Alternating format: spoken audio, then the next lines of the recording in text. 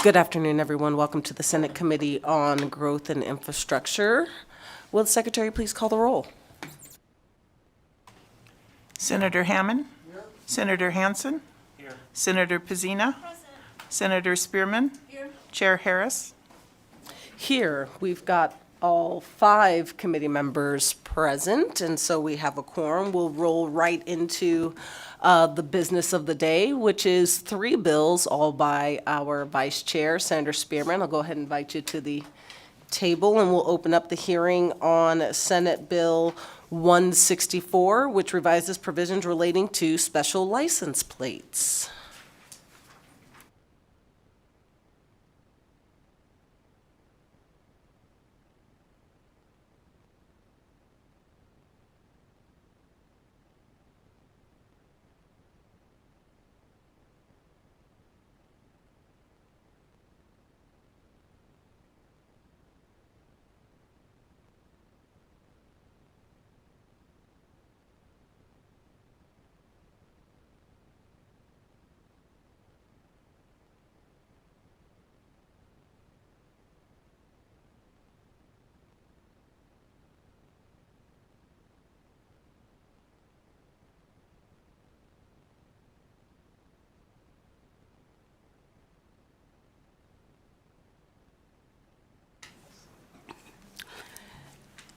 Good afternoon, Chair Harris and fellow committee members. I am Pat Spearman. I represent Senate District 1 in Clark County. Thank you for this opportunity to present Senate Bill 164, which revises provisions related to special license plates, specifically the license plate in support of the Divine Nine. The Divine Nine, also known as the National Pan-Hellenic Council, Incorporated, or NPHC, is the umbrella organization for 9 historically African-American fraternities and sororities. Last session, I sponsored Senate Bill 163, which created the special license plate to support the Divine Nine. The bill passed unanimously out of the Senate. The bill before you today is Senate Bill 164, changes the way that the funds collected in support of the Divine Nine will be distributed by the State Treasurer's Office so that resources will be divided equally and benefit the various local chapters in the state. Specifically, the provisions of the bill are found in Section 1 on page 3. You will note that the United Negro College Fund remains the recipient of the first 10% of funds distributed, with the remaining 90% being distributed equally in allocations of 10% each to the state chapters of the organizations identified in the bill.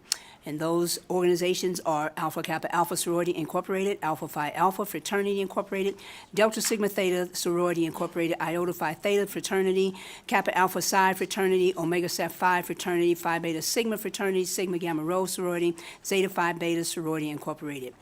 You may be aware that the license plates were designed right after the last session, but they have not been produced by the Department of Vehicles, Motor Vehicles, and that is because we needed to make sure that we had a vehicle to distribute the funds. In short, what the bill does is it authorizes the license plate that will honor the Divine Nine. This, to my knowledge, is the first time that the state has ever done anything like this for such a significant group that represents minority populations. I don't know that we've ever done anything on a statewide level to something like this. So the funds will be collected when people purchase their license plates, and 10% right off the top goes to the United Negro College Fund. The other 90% is divided among 10% for all of the 9 fraternities and sororities. And we had to do it that way because there were several different ways that each chapter or each organization either collected money or had to report the money to their national organization. We have a lot of people who are in government and who are in other walks of life who are members of the Divine Nine. You may have reflected upon Coretta Scott King, who was a member of Alpha Kappa Alpha Sorority Incorporated. You may have heard of somebody by the name of Pat Spearman, who is a member of Alpha Kappa Alpha Sorority. I thought I'd throw that in there. But I also have with me here Assemblyman De Silva, who is a hero in his own light, but he also represents Phi Beta Sigma. And he also happens to be, to my knowledge, the lone Purple Heart recipient in the state legislature. So let me turn it over to him as my co-presenter. Thank you, Senator. Thank you, Chair and distinguished members of the committee. Just wanted to support Senator Spearman on this bill. You know, this is a very historic sort of a moment, really, for the members of the Divine Nine. We haven't been able to participate in the licensing processes in this state. This is something that other states have implemented across the country, and wanted to make sure that we were at least having a hearing on this matter. So just to give you some background here, the Divine Nine organizations were founded as part of what's broadly known in history as the Niagara Movement. This is a movement that began in the late 1910s, and anywhere from 1909 to 1908, really, but the movement came to fruition as part of not just the Divine Nine organizations, but also the NAACP and several other movements that sought to really bring about college-educated folks to the forefront, saying that it's time for action is now. And what we see is a proliferation of organizations from 1906 to 1922, Alpha Phi Alpha being the first fraternity, Sigma Gamma Rho sorority being the latest of the original group, and then later on you have Iota Phi Theta in 1963, creating this emphasis that minorities and specifically African Americans during this time have to use college as a platform, not just to educate themselves, but to use that education to promote civil rights and to promote active participation in American society, American politics, and in government. So we see this really being the bedrock later on for folks who would go on to be great heroes, not just in the civil rights movement, but I identify as great heroes of American society. Dr. King being one, Coretta Scott King, his wife, Rosa Parks, John Lewis, who's a member of Phi Beta Sigma, folks who have a profound impact on this nation, its nation's conscience, and the actual effects that they have on the actual storyline and narrative of America is, I think, self-evident. So one way that many of these organizations today have gone about contributing to their states and to national entities like the United Negro College Fund has been through the license plate program. As I said, it's been around for a while. Several of the states have this program in place, and we're hoping now that Nevada can also join this list of states where we implement the Divine Nine Pan-Hellenic Council license plate program through the actual hard work of Senator Spearman, who I know has been working on this project for many years now. Thank you. And Madam Chair, if I can just make another brief statement. One of the reasons that the black fraternities and sororities were created is because during the early 1900s, although there were some of our ancestors who were college-bound and in college, there was really no place for us to go to have any type of collegiality, camaraderie, and we saw a number of things that were happening in our country that needed to be changed. And so each one of these organizations you will find and as part of the mission statement is to make sure that we are empowering and bettering our communities. And so we've been around as long as the fight for equality has been around.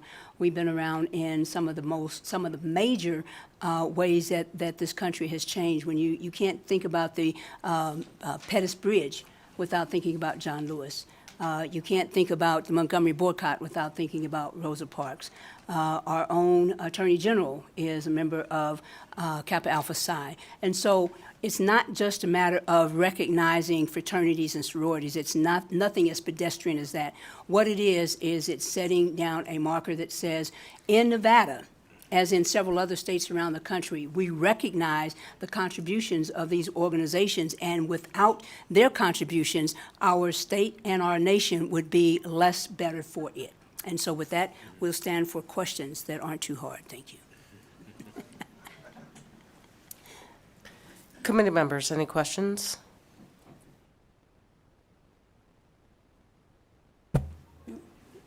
That's the easiest kind. Okay, well, we've got some people here who want to testify in support, so when you get to that part, just let me know. We're there. Okay. All right. Anybody here? Good to see you, Assemblyman. Anyone here like to testify in support of Senate Bill 164? Go ahead and come on up and take the seats. Don't be shy.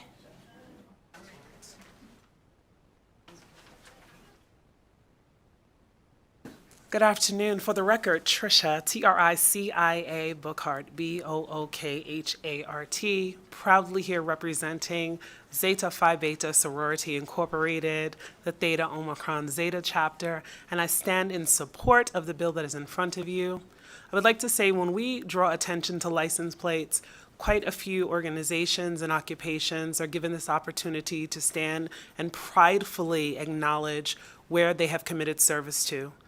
Our joining and membership to these sororities and fraternities are not, as been previously demonstrated and supported, not just for fun in nature, but a commitment to lifelong service. And I really appreciate the opportunity for us to display to the state and the cities in which we reside our pride and our everyday commitment that we have joined these organizations for the betterment of the world, and we want the world to know it.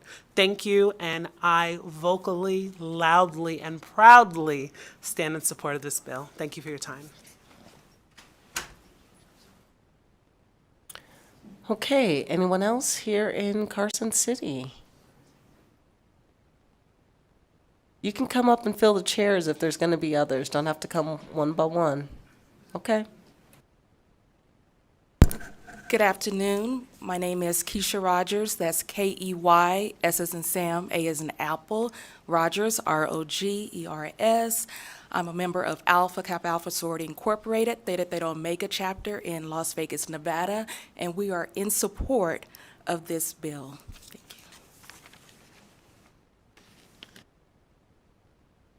you. Good afternoon. My name is Zephany Sistrunk. That's ZephanySistrunk, the president of the Psi Upsilon Omega chapter of Alpha Kappa Alpha Sorority Incorporated in Henderson, Nevada, and we are here proudly in support of Bill 164. Thank you.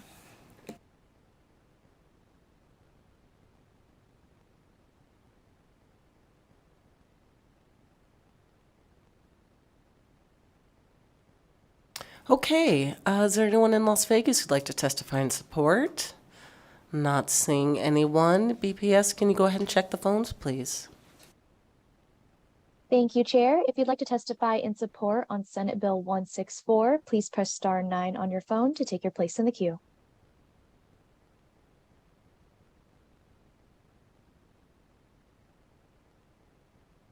Chair, there are no callers for support at this time. All right, we'll move to testimony in opposition. Anyone here in Carson City would like to testify in opposition? All right, not seeing any. Also don't see anyone in Las Vegas. BPS, can we check the phones for opposition testimony, please?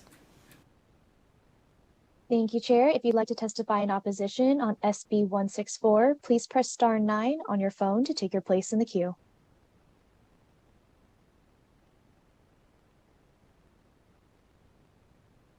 Chair, there are no callers for opposition at this time. All right, lastly, neutral testimony. Anyone here would like to testify in the neutral position?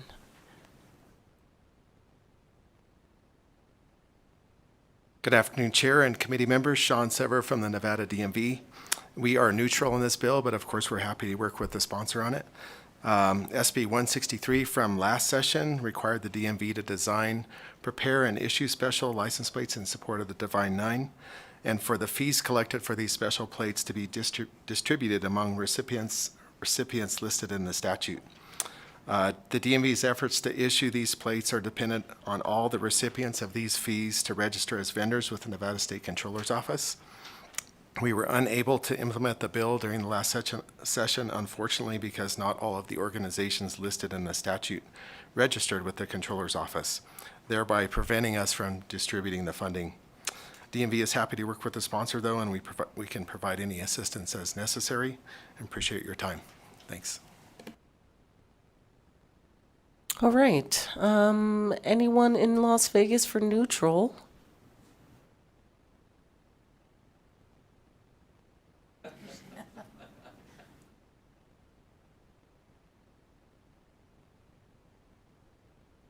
Go ahead and click Was the that mic. 164 or 334? We're on 164 at the moment. Not now, thank you. Okay. Lastly, phones for neutral testimony, please, BPS. Thank you, Chair. If you'd like to testify in neutral on SB 164, please press star 9 on your phone to take your place in the queue.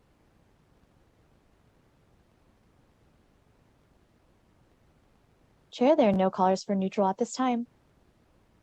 Okay, Senator Spearman, unless you want to make some closing remarks? Thank you in advance. All right, we'll go ahead and close the hearing on Senate Bill 164 and open the hearing on 334. Come on back. Go ahead and start whenever you're ready, Senator.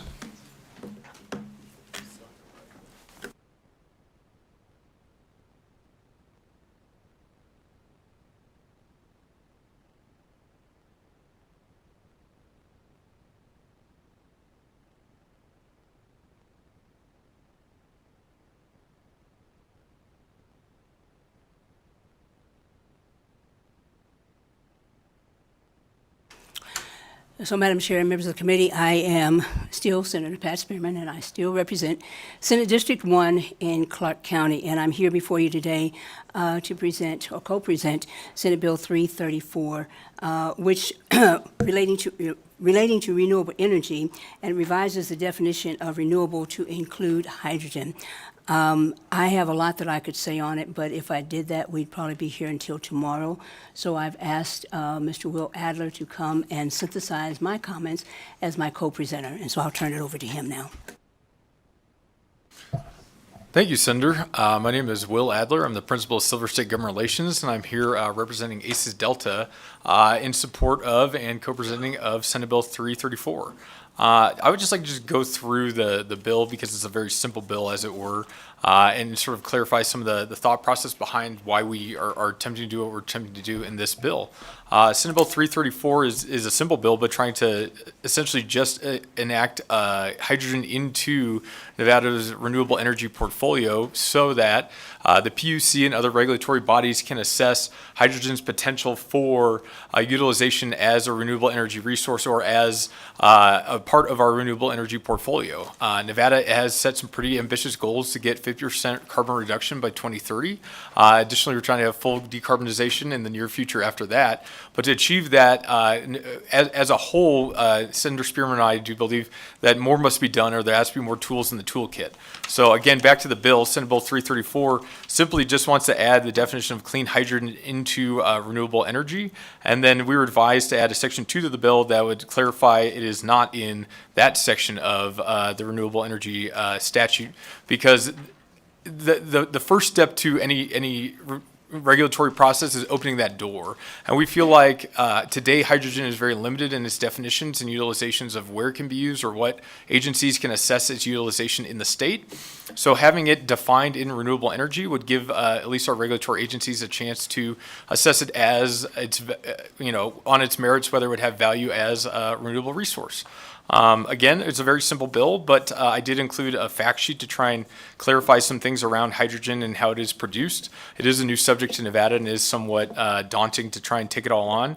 The graphic above is provided by ACES Delta, is how their portfolio works. They're fully a green hydrogen producer, and they plan on being the biggest one in the country. But it shows sort of the process of intake for energy resources, storing of hydrogen, and then later utilization of that hydrogen as a renewable energy resource for power generation, industrial utilization, or even fuel for hydrogen fuel cells. Again, there is a multitude of kinds of hydrogen and ways you can make it. As defined, clean hydrogen only covers a couple of these categories, but it would sort of be everything, I believe, turquoise down could be defined as, or maybe blue down could be defined as clean hydrogen, as opposed to a tighter definition that would be green hydrogen, which would be strictly renewable and strictly based upon electrolytic production of hydrogen. But those are some comments we've received on the bill, but in general, Senate Bill 334 is addressing the idea of just opening the door and looking at where hydrogen could be utilized and taking that first step to get it into our regulatory portfolio so we can utilize it further as a state. Thank you very much. Thank you. And Madam Chair, if I might, one of the things that I thought about during the interim as we looked at this was the fact that hydrogen fuel cell producing company is already here in Nevada. The other thing that I had to take a look at is the infrastructure bill the bipartisan infrastructure bill that was passed has $8 billion with a B dollars in there to expand the use of hydrogen, especially hydrogen hubs. There are several states in the western part of the United States who have already started doing this, and we have people in our own state who have applied or have responded to the RFP to access some of the dollars that are available now through hydrogen, which is why we just wanted to stick with the federal definition of hydrogen so as not to compromise their chances of success on those bills. So with that, we can stand for questions, if there are any. Members, do we have any questions? Senator Hansen.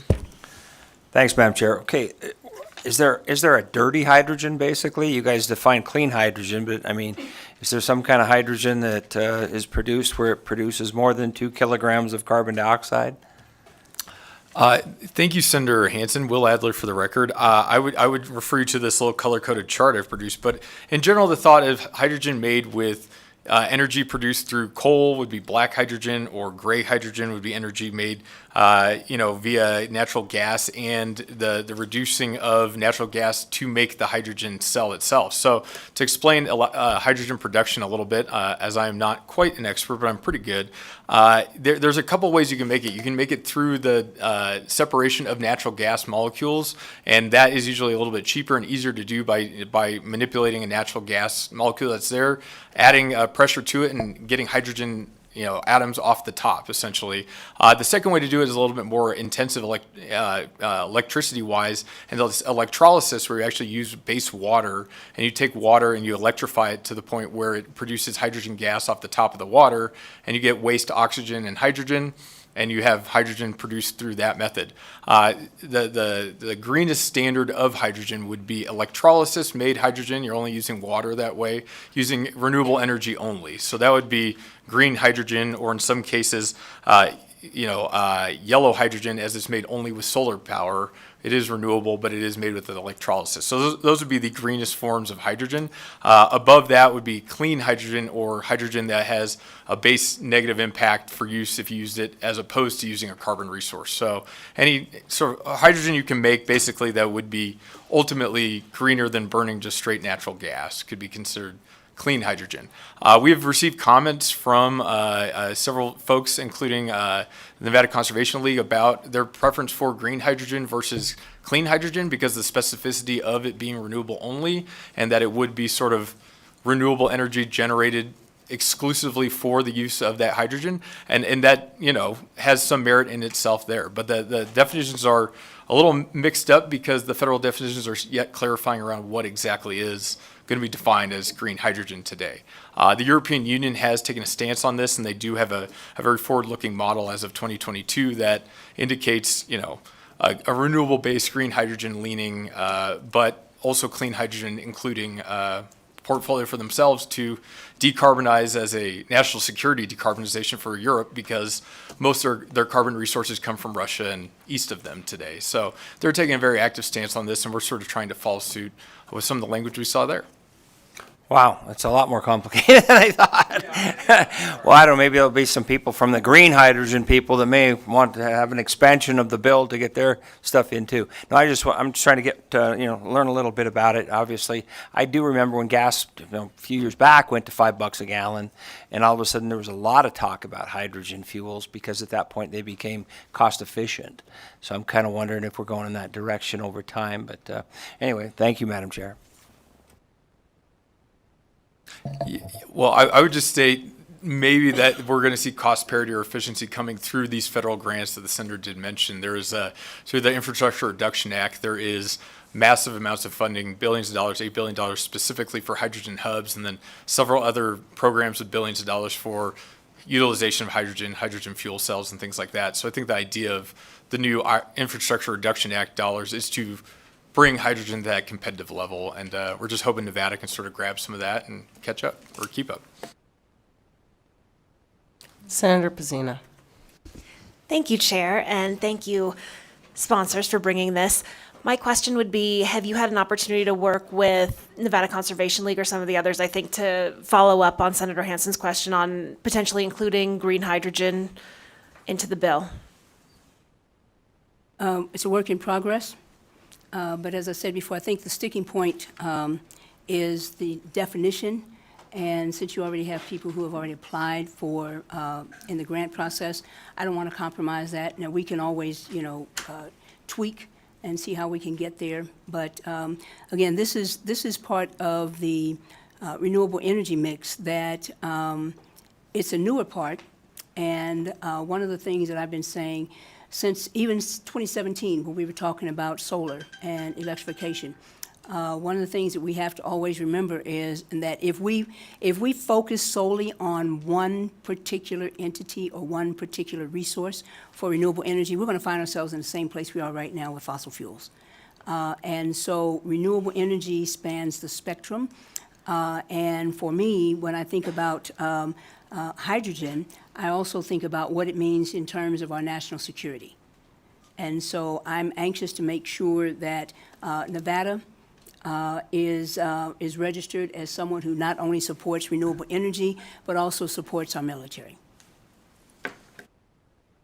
And just maybe a more narrow point on it as well, the definition of clean hydrogen does include green hydrogen as inclusively today as it's written. The more exclusive definition and the more narrow one may be green hydrogen or, exclusively saying based upon renewable resources. So we are in talks with them about that. We have, heard their positions, and we'd like to hear them today maybe, and then we are open to speaking to them and adapting the bill as need be, I believe. But today we are trying to focus on as many folks as we can to get them inclusive in that definition to gather the most attention we can for Nevada, but we're open to those talks. So thank you. All right, committee members, additional questions? Okay, we'll go ahead and open it up for testimony then. Anyone here in Carson City looking to testify in support of Senate Bill 334, please come forward.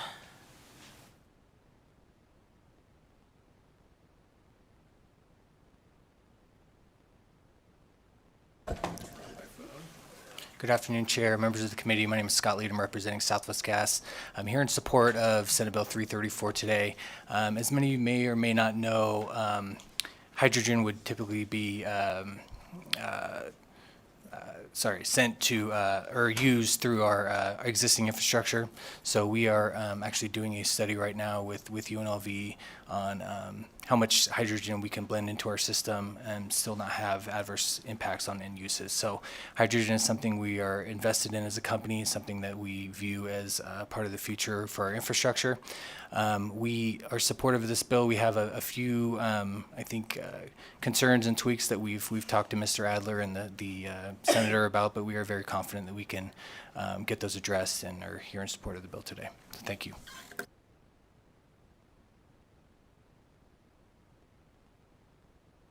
All right, anyone in Las Vegas looking to testify in support of Senate Bill 334?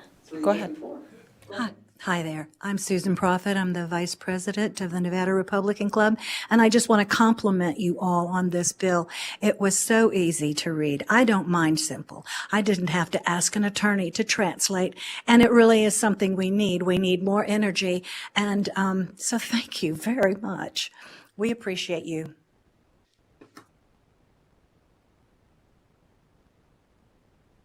All right, BPS, can we check the phone lines for support testimony? If you would like to testify in support of Senate Bill 334, please press star 9 to take your place in the queue.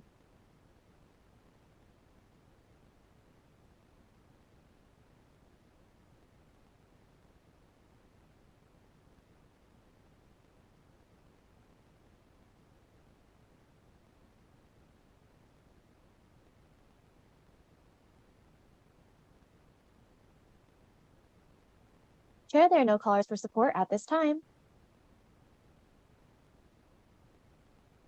Okay, we'll go here back to Carson for anyone who'd like to testify in opposition to Senate Bill 334.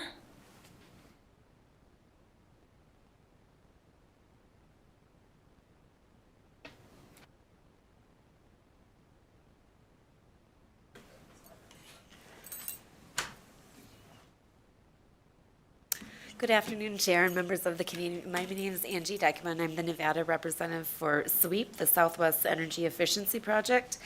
SWEEP does not support adding clean hydrogen to the definition of renewable energy for purposes of meeting the RPS, as using clean hydrogen for electricity generation is an inefficient and not cost-effective process. And research done by the Department of Energy has shown that with or without a PTC, clean hydrogen projects are not economically competitive until post-2030. Nevada already has a wealth of renewable resources, and we believe the focus should remain on developing these proven technologies rather than risking investments on hydrogen projects. Thank you for the opportunity to comment. Good afternoon, Chair and members of the committee. For the record, Jessica Ferrato here today on behalf of Ceres.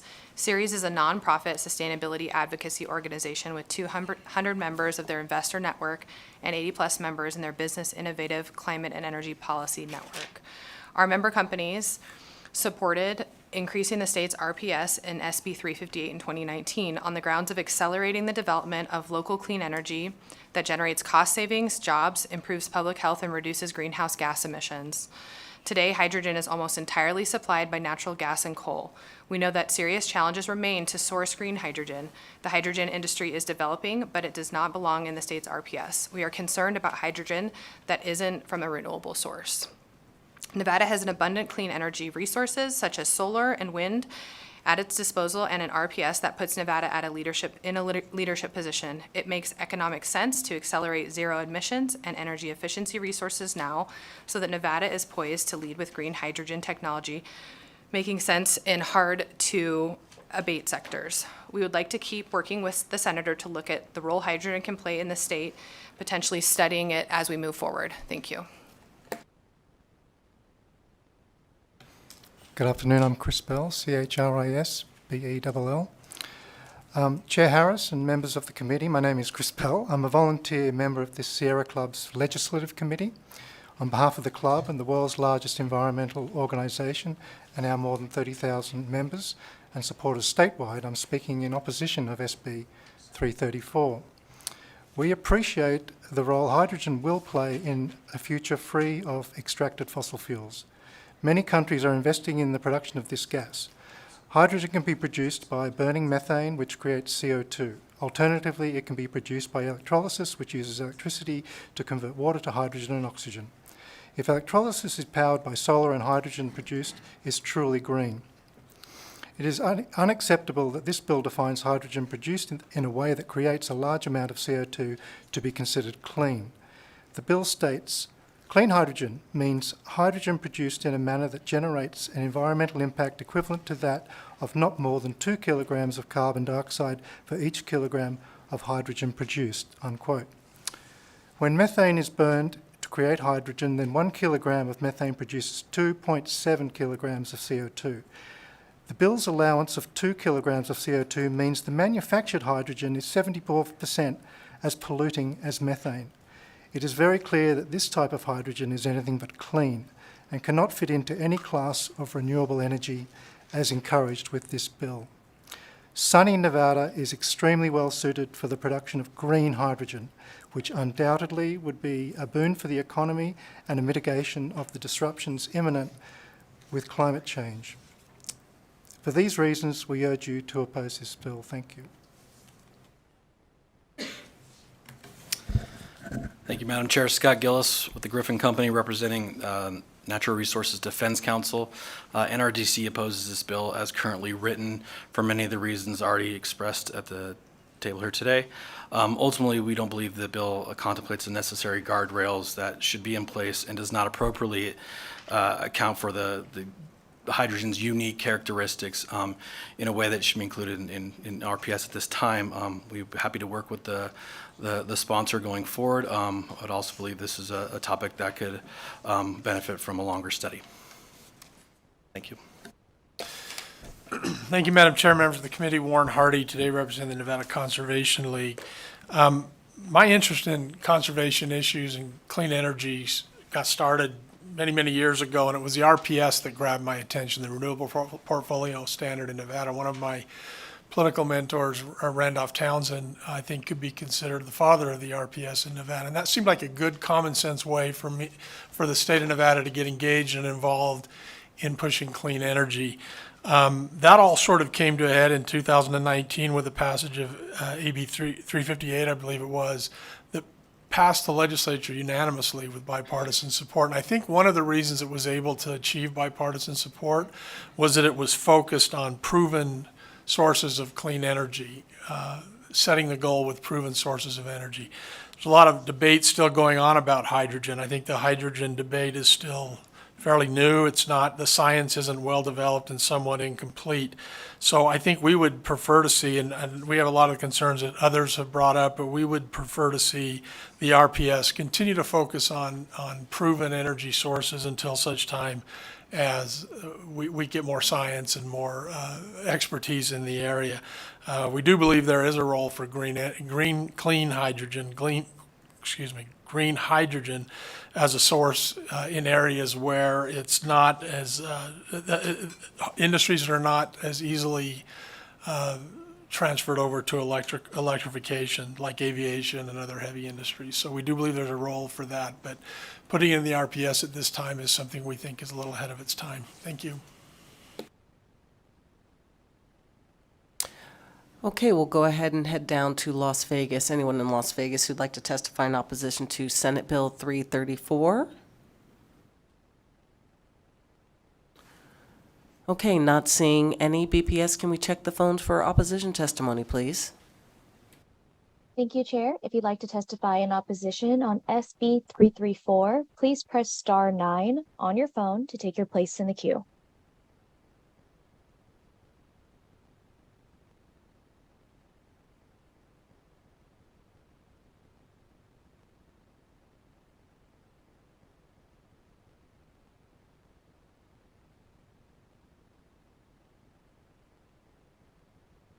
Caller with the last 3 digits, 177, you are unmuted and you may proceed.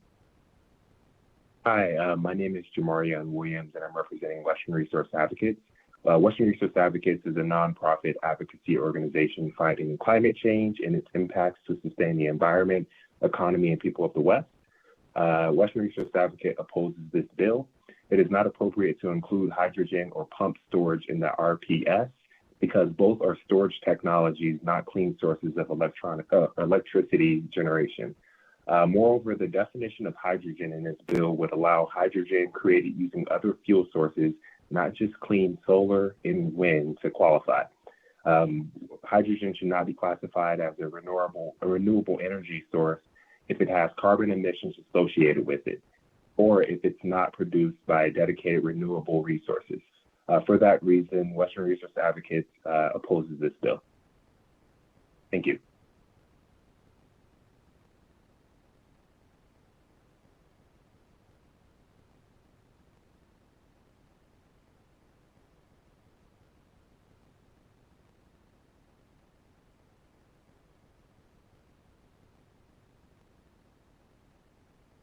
Caller with the last 3 digits, 393, you are unmuted and you may proceed. Hello, my name is Pastor Marlon Anderson. That's MarlonAnderson, and I am the Clean Energy Organizer for Faith Organizing Alliance. Our mission at FOA is to increase civic participation through faith-based and civic organizations within the Las Vegas Valley to advance a community and government that is more caring, just, and equitable.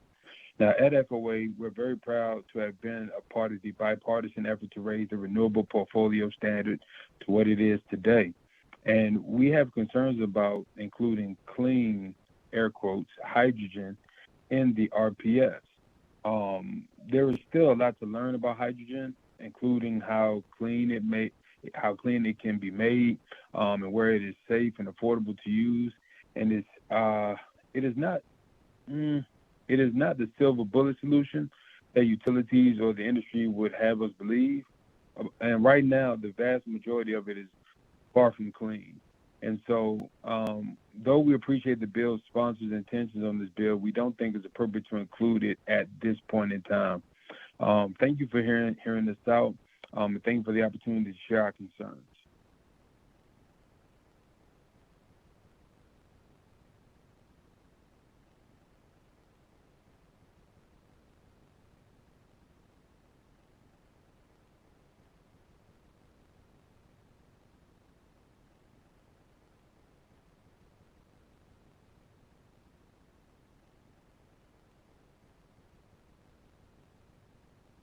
Caller with the last three digits, 064, please press *6 to unmute yourself.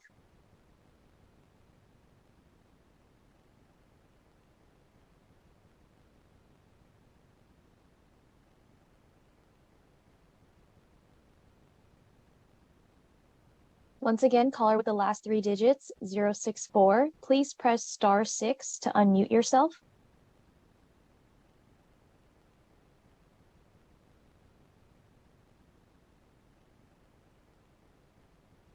Chair, it looks like that caller is not unmuting at the moment. Would you like me to go to the next one? Yes, please.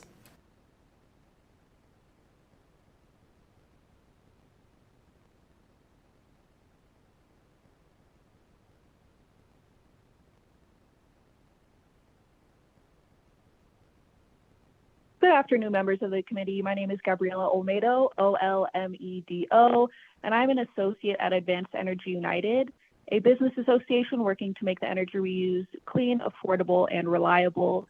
We represent over 100 companies in the diverse advanced energy industry, such as large-scale renewables, geothermal, energy storage, energy efficiency, and electric vehicles. I'm calling in opposition to SB 334 as introduced. While Advanced Energy United supports the use of hydrogen as part of a 100% clean energy economy, especially for hard-to-decarbonize sectors such as certain industrial processes, we have some concerns with adding hydrogen to the state RPS as prescribed in this bill. Our mission is to power our economy with 100% clean energy, and we support the production and use of hydrogen consistent with that mission. However, the definition in this bill allows for hydrogen production that is not fully zero emission. Additionally, this definition is higher than the lowest level of emissions required to qualify for the full value of the federal hydrogen production tax credit, which is less than 0.45 kilograms of carbon dioxide per kilogram of hydrogen. And particularly for the renewable portfolio standard, the strictest definition of zero emission hydrogen should be used. While we understand that some low-emission hydrogen might be used in the near term to prove out applications in hard-to-decarbonize sectors, it is not appropriate to include hydrogen not produced by zero-emission energy in the renewable portfolio standard. Furthermore, the renewable portfolio standard applies to electricity generation, and the use of hydrogen for electricity generation is speculative. At this time, it's neither efficient nor cost-effective. The fuel chain efficiency of hydrogen from production, the electrolysis to transport, storage, and then electricity generation is 41%, which is less than half than the efficiency of battery storage, which is 83%. And today, hydrogen is used mainly as an industrial feedstock, not a fuel. So its pricing reflects that. Hydrogen is expensive, and it remains to be seen how much gas plant conversion will cost, how much hydrogen supply will cost, how much additional clean energy will be necessary to produce hydrogen for electricity generation, and if that will exacerbate resource adequacy issues in the West, or if there will be enough hydrogen for generation purposes. For these reasons, it's premature to add hydrogen to the RPS. Hydrogen will have a vital role to play in the energy system of the future. And while we do not support this bill at this time, we look forward to a clean energy future in which we put hydrogen solutions to their best and most valuable use. Thank you for your consideration.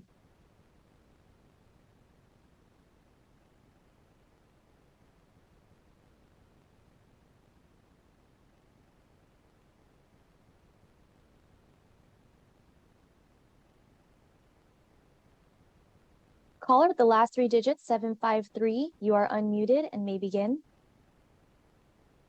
Well, good afternoon, Chair Harris and the members of the committee. My name is Dr. Mary House, spelled Maryhouse, and I am the president and CEO of CHR Inc., which stands for Caring, Helping, and Restoring Lives. I'm here today to oppose SB 334. In 2019, CHR worked hard to raise and strengthen the state's renewable portfolio standards, and we're proud of that work. The RPS is critical, not just for combating climate change and making our communities healthier, but it goes a long way toward generating cleaner and more affordable energy.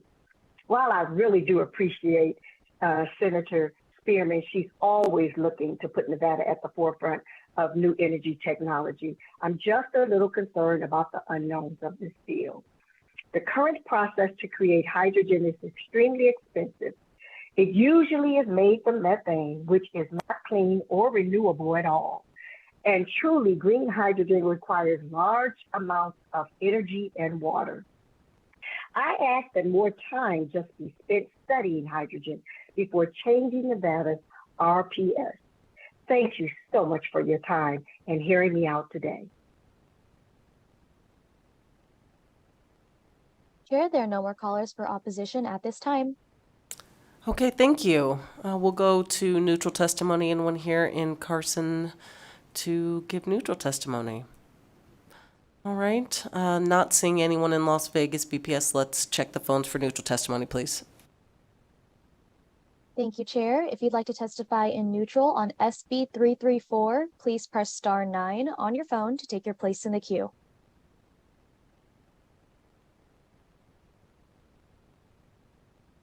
Chair, there are no callers for neutral at this time.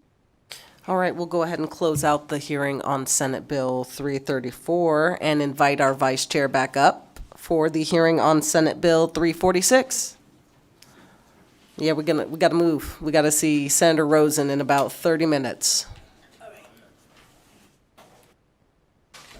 Thank you. I'm State Senator Pat Spearman, representing Senate District 1, and I will turn it over to my co-sponsor, Mr. Sean Savers.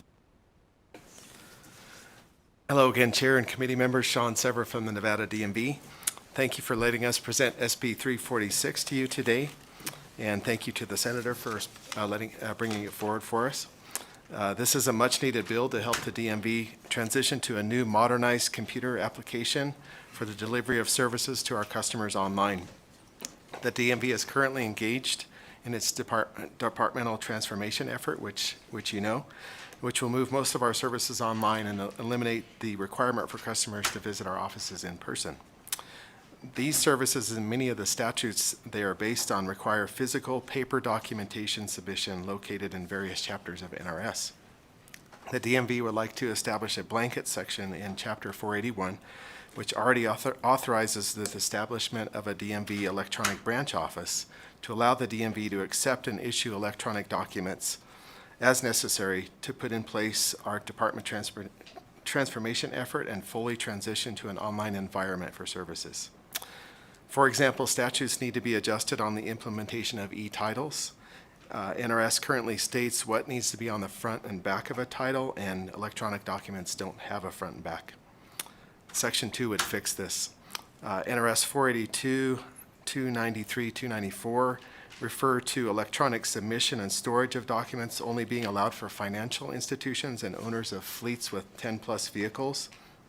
This needs to be changed as well to include everyone who will be submitting electronic documents to the DMV. And this is addressed in sections 3 and 4. And section 5 allows the DMV to accept electronic signatures. Lastly, we would like to include a housekeeping amendment from the DMV to add a new section in Chapter 482 to create the definition of an auto cycle. There is industry confusion on these new types of three-wheel vehicles, which look like a motorcycle in nature, but require a Class C driver's license instead of a Class M endorsement for a motorcycle. The amendment would also update language that currently prohibits the DMV from legally issuing a special plate for full-size trucks. It revises fees for special plates that is duplicative to fees already prescribed in NRS 482.480 and NRS 482.482. And it also removes the dollar technology fee, which the DMV no longer collects. So in summary, the intention of this bill is to ensure the DMV director is able to make decisions which drive implementation of our digital platform, and then we will put regulations in place. We appreciate you considering our request, and I have Molly Lennon here from the DMV who can help answer questions. Committee members, any questions? Okay, I've got one on the definition of auto cycle. Can you tell me a bit about why we're not going to require a helmet to be worn? Are they open area space, right? Like, so you don't have like a frame that might protect you versus a Jeep? Sean Sever from the DOV. If I may go to the bullpen for that one, I have another person here that can answer that question.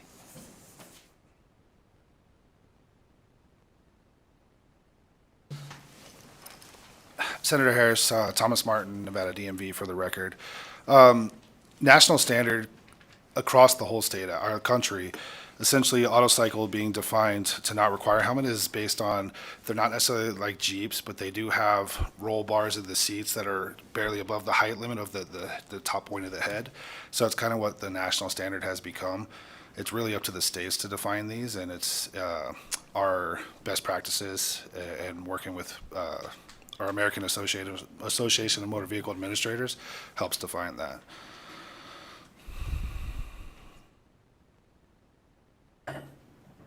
So they do at least have roll bars that are designed to protect you if you flip? The vehicles that, Thomas Martin for the record, Nevada DMV, the vehicles that have sparked this conversation do have those, yes. I'm not aware of any that do not possess those safety features. Okay, other questions? Senator Hammond, you're looking inquisitive. Okay. All right, we'll go ahead and open it up for testimony then. Anyone here testify in support of Senate Bill 346? Go ahead and take your seats here in Carson City.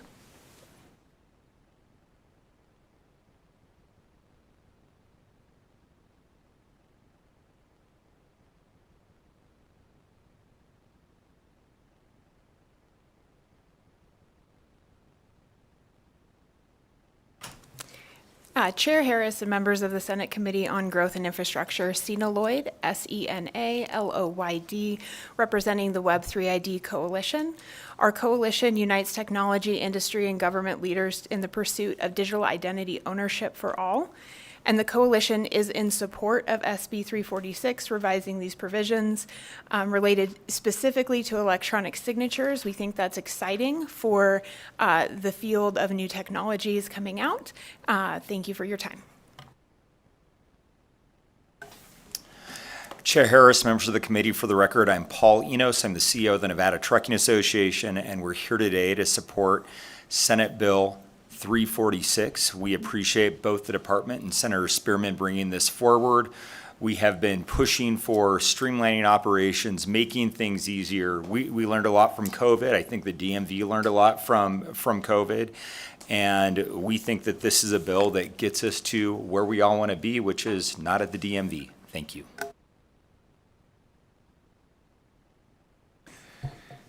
Good afternoon, Madam Chair, members of the committee. For the record, Andrew McKay, I'm the Executive Director of the Nevada Franchise Auto Dealers Association. We fully support SB 346 and thank Senator Spearman for introducing it on behalf of the department. To echo what Mr. Eno said, I don't think anybody loves to go to the DMV. As it relates to our business, this may be slightly hyperbolic when I say this, but for DMV to get to point B, they need this. And this is going to do wonders with respect to not only our business practices and streamlining them, it's going to take a load off of DMV, and then frankly, it's going to just make it better for the public as a whole. So we give us a full-throated endorsement on this and encourage your support of the matter. Thank you. Chair Harris, members of the committee, my name is Alex Speake, ALEX-SPEAKE, with Curra, Nevada. I'm here to testify in support of Senate Bill 346 on behalf of COPART. We thank the sponsor, Senator Spearman, for bringing us this bill. Thank you. Good afternoon, Chair Harris, members of the committee. Peter Kruger, today representing Registration Services Association of Nevada. Our member companies are in support of Senator Spearman's bill, SB 346.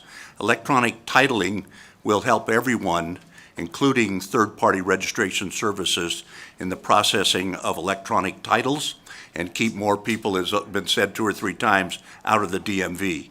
In ongoing conversations with DMV, the DMV has stated that there will be an electronic portal for third-party registration service processing of transactions as part of the new DTE, or Department Transformational Effort. Thank you. Thank you, Chair Harris and members of the committee. For the record, my name is Amanda Brazo, and I'm here on behalf of Carvana. While they haven't had a chance to review the most recent amendment, Carvana supports and advocates for policies and legislation which streamline vehicle purchasing experience and lessen burdens on consumers and motor vehicle dealers while maintaining consumer protection. We want to thank Senator Spearman for bringing Senate Bill 346. Thank you, Chair and members of the committee. My name is Chris Riley, and I'm here on behalf of Tesla in support of SB 346. Tesla is supportive of any legislation that will help DMV modernize services for business and customers. With the rollout of programs like electronic data transmission and e-signatures, companies like us can streamline our services, adding a huge benefit and enhancing the customer experience. We have an entire internal team at Tesla that's been partnering with the DMV and talking about this, as well as in states across the country, and just really excited from our side to be seeing that right here in Nevada. And we're also grateful to be participating in the e-signature pilot program. So just wanted to say thank you, and we look forward to continuing to work with the DMV on this bill and others, and appreciate Senator Spearman for bringing the bill. Chair Harris and members of the committee, Kanani Espinoza on behalf of Intellectual Technology, Inc. ITI operates on-demand solutions used to efficiently process motor vehicle transactions such as vehicle registration and driver's license renewals and more. We support SB 346 as originally written, as we have not had the opportunity to review the amendment. ITI supports electronic modernization efforts to streamline services for DMV customers. Thank you to the bill sponsor for bringing this legislation, and we encourage your support as well. Thank you.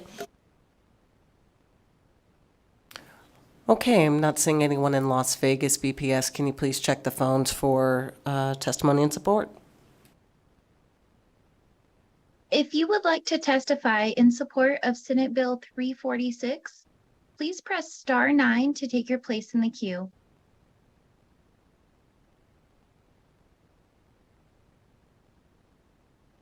Chair, there are no callers choosing to testify at this time. Thank you. All right, we'll bring it back here in Carson for anyone who'd like to testify in opposition. Okay, still no one in Las Vegas. BPS, let's check the phones again, please, for opposition testimony. If you would like to testify in opposition to Senate Bill 346, please press star 9 to take your place in the queue.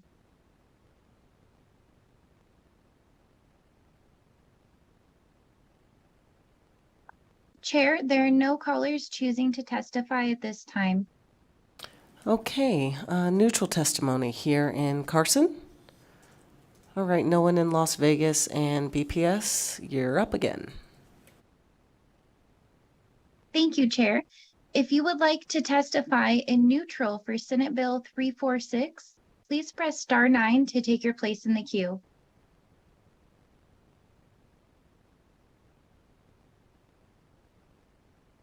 Chair, there are no callers choosing to testify at this time. All right, Senator Spearman, Mr. Sever.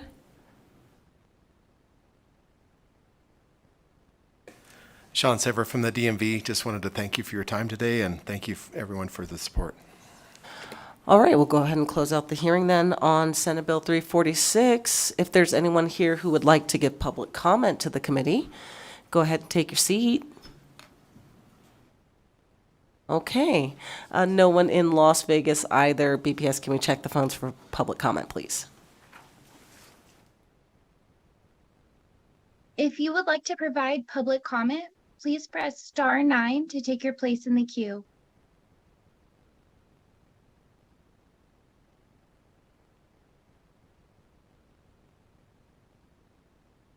Chair, our callers are not willing to provide public comment at this time.